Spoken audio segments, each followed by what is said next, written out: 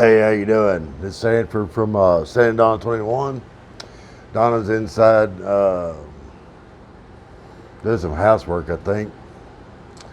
Anyway, I'm out here in the wood shop. I've tried doing a few videos. I was having issues with my phone.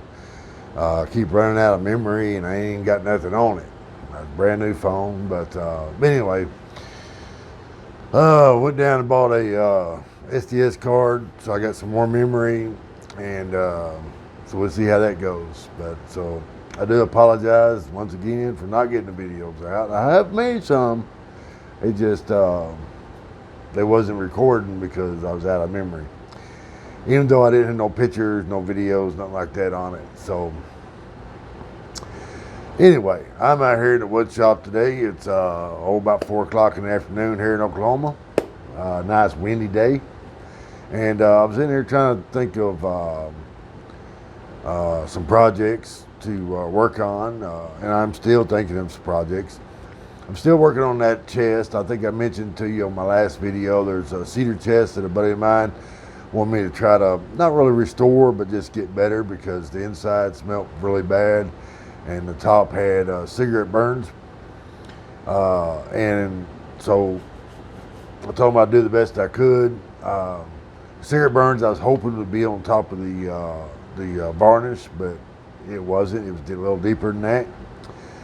So I did get the top sanded. I ran into a little mold problem, which was making me feel kind of sick or whatever. I don't want to say it's black mold. I mean, it was colored black, but I don't know. There's two different kinds of black mold, or yeah.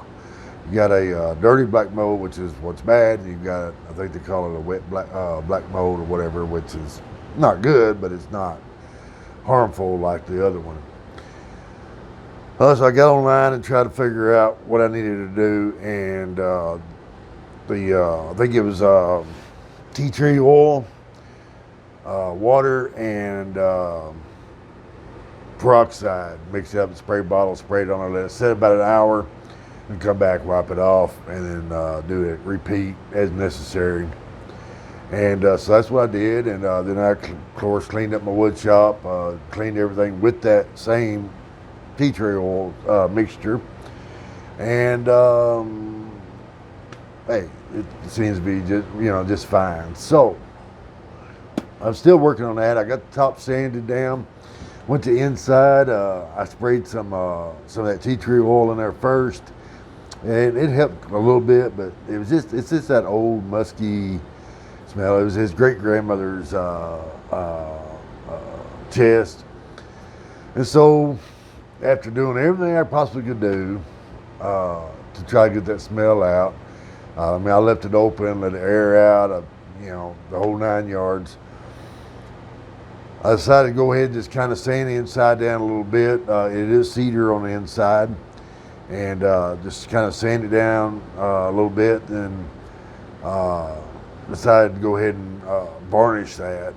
Now, a lot of people say, well, why are you varnishing it? You take away the cedar, and then you got the moth problems. Well, I varnished over it.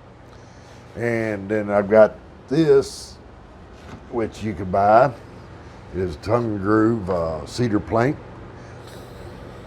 It is the aromatic cedar, so and it comes kind of different shades like this, and then you wet it down and it turns back to the purple like this. And but it is, it has a very good smell. It's actually, you buy it in a box. It's called a closet liner, and so you can use it, I guess, on the floor. You can put it on the walls, whatever you need to do. So today I thought I'd just kind of do little pointers, maybe some little small tips and tricks you can use, whether it be a wood shop or your craft room or just whatever. So I was sitting there trying to think of, what does people really want to know, or what could help them in their day-to-day crafting hobby, experience. And so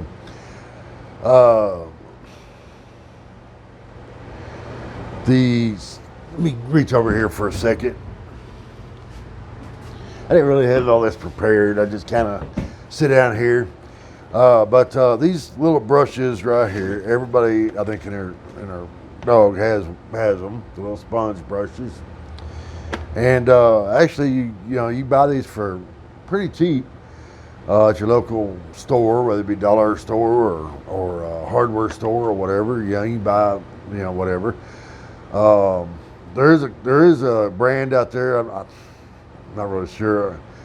I don't even really want to mention it, but the key to it, I guess, on the sponge is if you can feel it, and the stick comes down to about right here. You can feel it right there.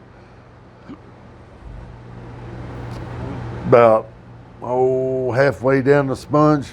Those are the better kind. You do have some where the stick comes on up here, and you ain't got much brush there. It don't really work. But what I'm getting at is if you can get online or whatever, and buy it by the quantity, it comes out even cheaper. You buy a case of these like this right here. You go to a hardware store, you buy 5 of them for like $4 or something. I don't know exactly what they cost, but you can buy these for almost like a quarter a piece, basically. I mean, I think it comes that cheap, quarter, 50 cents maybe a piece. So buying by the quantity, especially if you do a lot of a little bit of painting, or for you ladies out there doing decoupage, things like that. I use it for stains and varnishes and stuff. If I'm doing a big project, whether it be stain or varnish, then I'll use a paintbrush, a wider, nicer paintbrush like this one right here.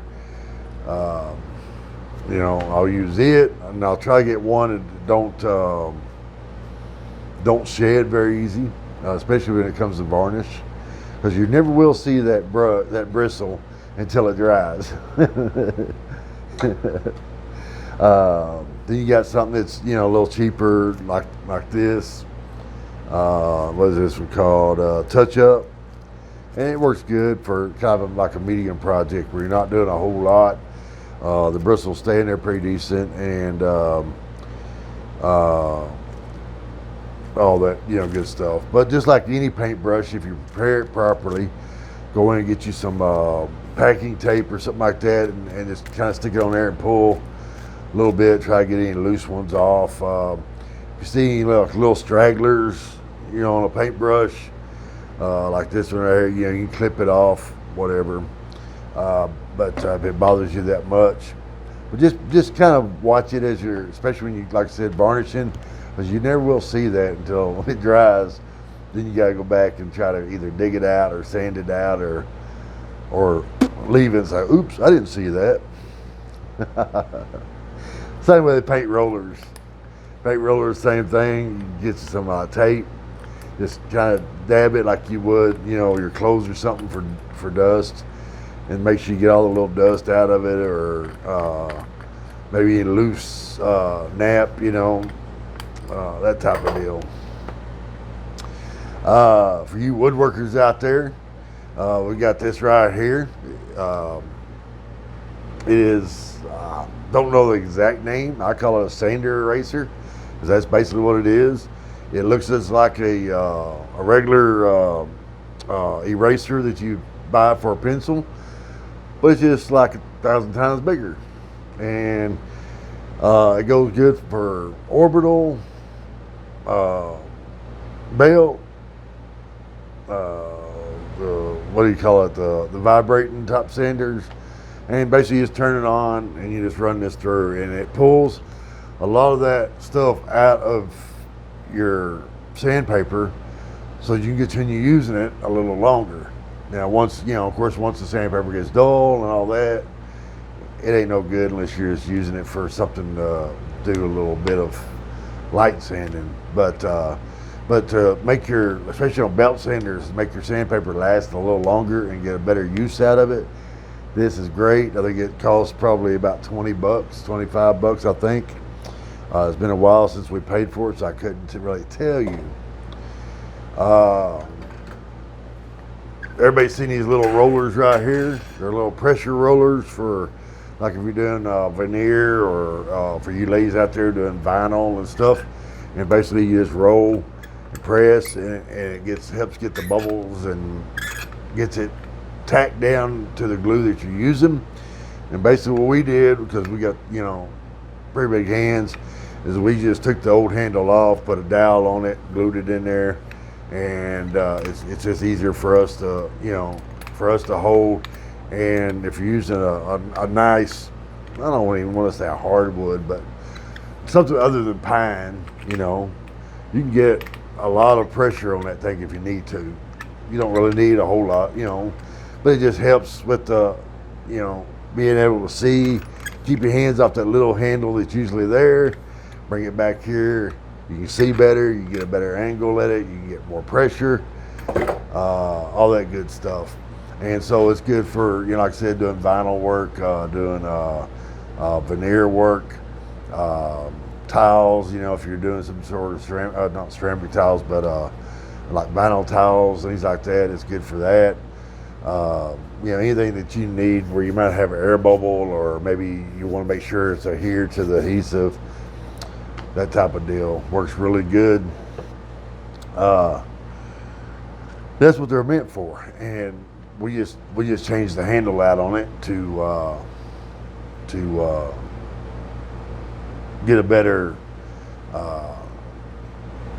job out of it, or make us feel like a better job, basically. Fishing line. I've got 2 or 3 spools around here, fishing line, some lightweight, some heavyweight. And basically, if you keep some of that in your shop, whether it be your craft room or your wood shop or whatever, there's times you might need something where you want to hang something. You're making something for to hang on your porch or inside your house, and you kind of want it kind of an invisible type hanger. Works perfectly. If you're doing like wind chimes, things like that, works great. It's a little less expensive than going to the hobby shop and buying, certain things to hang from. When you go buy a fishing line, it's almost invisible, and it's sturdy, strong, and it's cheaper. So, what else we got here today? Let's talk a little bit about stains, varnishes, a little bit, just a little short deal, a couple little tricks that I learned, that whether I learned them on or somebody told me. But you've got a lot of different brands out there, a lot of different brands of stains, a lot of different brands of varnishes, and myself on these at all. Myself is the Mini Wax. Brand names. It's just something I've always used, I guess.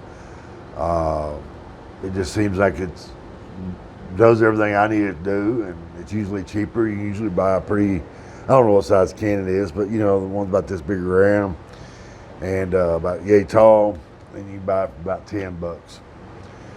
Some other brands are for that same size be $15-20, but it seems like it does a really good job. It's durable, strong. The little picture on the front of a varnished stain can, they look pretty close to what the stain's going to be, and of course it all depends on the wood and all that stuff. And when you go to open the can, and that can looks a lot darker than what it is on the deal. Remember, when you put varnish stain on, you put it on a nice coat, come back, you wipe it off. If you need to add a little more, you can do so, but just try to get a good even coat all the way, come back, wipe it off. I usually do sections, as long as you're overlapping and as long as you're doing all that to where you're not missing any spots. I usually try to do, if I got a 4-foot board by say 8 inches or so, I'll do a couple strokes, wipe it off, come back, do a couple strokes until I get that whole board stained, and then I'll come back and do one more wipe, just make sure that I make sure I got everything off of it. That's it on stain. I mean, you can You can probably put a couple coats, things like that. But if you're trying to get close to a certain color, um, one stain, one application of stain is all you need. Then you got varnishes. You got semi-gloss. You got flat. You got gloss. You got clear. You got gel varnishes, gel stains, things like that. It just depends on what you want to pay. Depends on what you're doing, what the application is going to be. With me, I stick with pretty much the same thing. It's polyurethane stains or varnishes. I mean, I got a semi-gloss and I've got a gloss. I very seldom ever go with that satin, But I just don't care for it too much. I like to have a little bit of shine in my life. And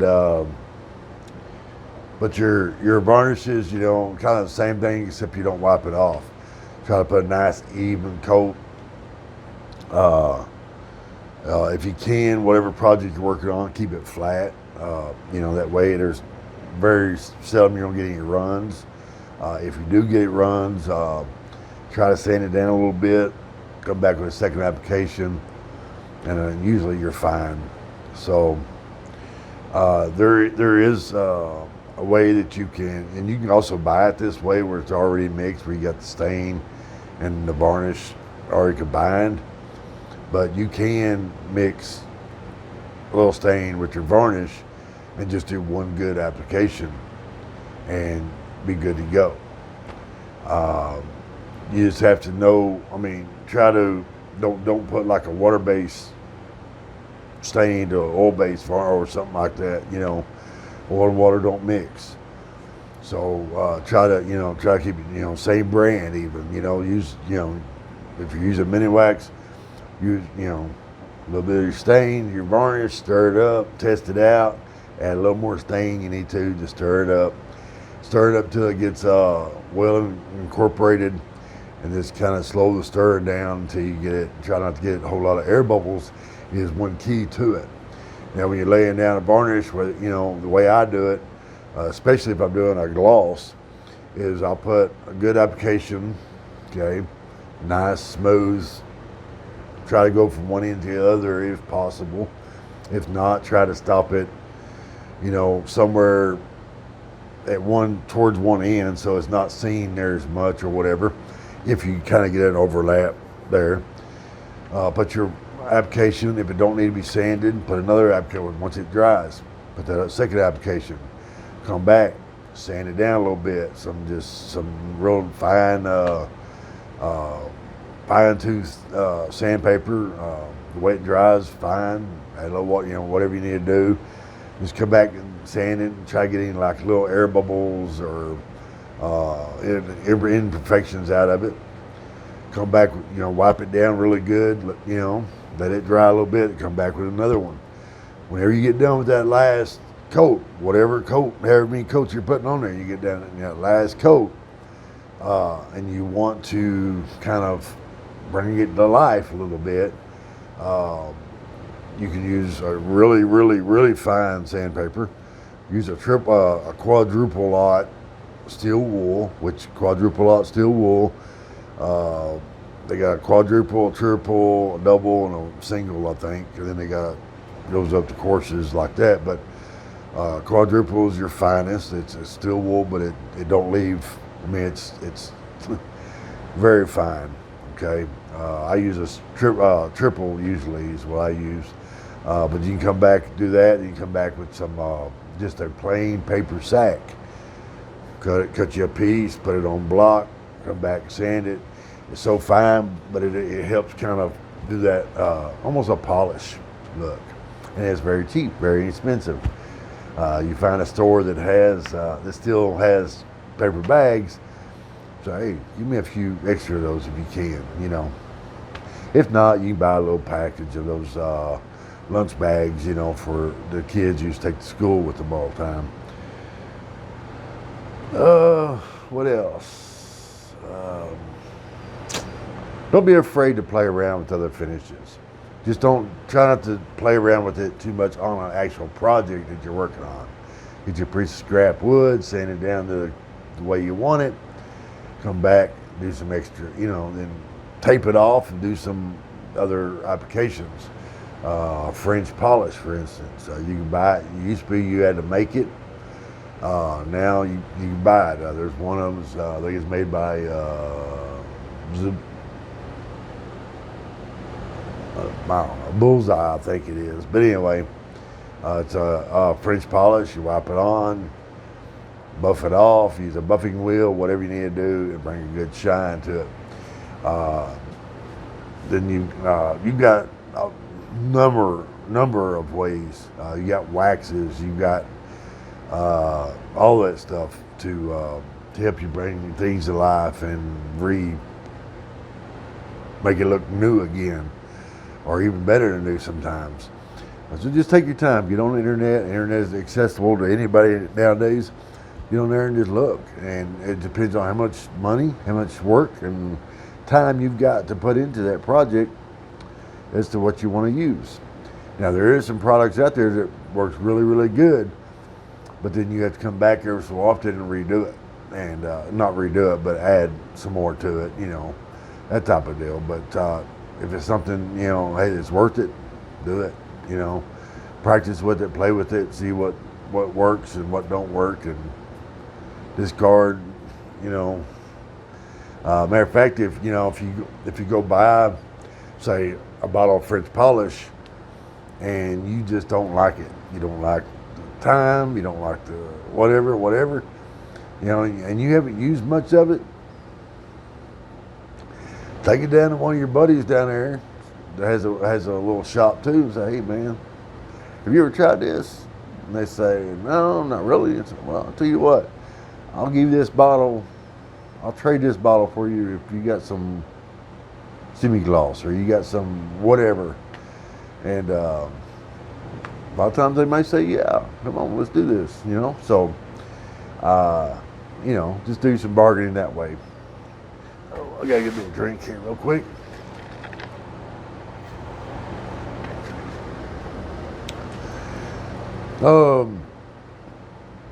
Anyway, but no matter what you do, whether it's wood shop, metal shop, craft room, whatever, keep it fairly clean, organized, is a lot easier. My stepdad had this shop for a while, and he was better in this shop than he was in his previous shops at keeping things a little organized, but still it was cluttered. The drawers was full, but yet there was nothing really in them, and everything. And I went through it all and didn't throw away nothing, didn't give away nothing, and I've got empty drawers now. And it's just a lot easier to find. I've still got to do some of the stuff back here on the wall, the pegboards that goes all the way around, and I've still got to kind of change up some stuff where I want stuff, things like that. But other than that, it's pretty much good to go. I'm just having issues figuring out what I want to do, and I don't have much wood here. I've got a lot of scraps, but the project itself just has kind of hit me. It's like, hey, you, why don't you do this, and go from there. So that's what I will do. And when I come up with a project, I promise you will be the first to see it. So y'all have a good day, and wherever you're at.